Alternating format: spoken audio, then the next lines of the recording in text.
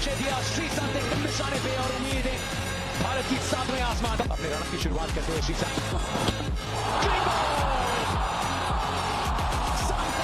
श्रीसंत ने चौका किया मैथ्यू हेडन को और फिर पंख लगाए भारत की फाइनल की उम्मीदों को ശ്രീശാന്ത് എന്തൊരു അടിപൊളി പ്ലെയർ ആയിരുന്നല്ലേ. ഒരു വെഴ്സറ്റൈൽ ക്യാരക്ടർ ആയിരുന്നു, ഒരു വെഴ്സറ്റൈൽ പ്ലെയർ ആയിരുന്നു, വെരി അഗ്രസീവ് ആയിരുന്നു. പക്ഷെ അദ്ദേഹത്തിന്റെ കരിയർ നശിപ്പിച്ചതിൽ ഏറ്റവും കൂടുതൽ പങ്ക് വഹിച്ചത് നമ്മൾ മലയാളികൾ തന്നെയാണ്. ഞാൻ അടക്കമുള്ള മലയാളികൾ ആണ് അദ്ദേഹത്തിന്റെ കരിയർ തീർക്കാനും അഥവാ നശിപ്പിക്കാനും കൂട്ടുന്നത്. അദ്ദേഹത്തിന്റെ ഒരു ഫാൾസ് കേസ് കോടതി വിധി ഉണ്ട് that he is not guilty. ആ കേസ് വന്നപ്പോൾ അദ്ദേഹത്തിന് ഒരു സപ്പോർട്ട് പോലും നമ്മുടെ ഭാഗത്ത് നിന്ന് ഉണ്ടായിട്ടില്ല. Very talented also. Australian cricketers അന്ന് കത്തി നിൽക്കുമ്പോൾ അവരുടെ വിക്കറ്റ് എടുത്ത്, അതും T20 വേൾഡ് കപ്പിൽ വിക്കറ്റ് എടുത്ത ആളാണ് ശ്രീശാന്ത്. അതും Matthew Hayden and then I believe it's Gilchrist.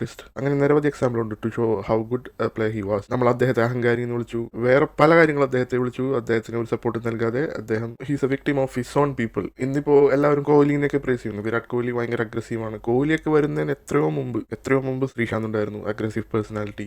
He talks his mind even with the other international players. He was not afraid. ഒരാളുടെ അടുത്തും പേടിച്ചിരിക്കുന്ന ഒരു സ്ഥിതി ഉണ്ടായിരുന്നില്ല. അന്ന് നമ്മൾ അദ്ദേഹത്തെ ക്യാരക്ടർ അസാസിനേഷൻ ചെയ്ത് നമ്മൾ തന്നെ താഴ്ത്തി കെട്ടി അദ്ദേഹത്തിന്റെ കരിയർ നശിപ്പിച്ചു. ഇനി എനിക്ക് പറയാനുള്ളത്, ഇങ്ങനത്തെ വെഴ്സറ്റൈൽ പേഴ്സണാലിറ്റി വരികയാണെങ്കിൽ അവരെ നമ്മൾ സപ്പോർട്ട് ചെയ്യണം.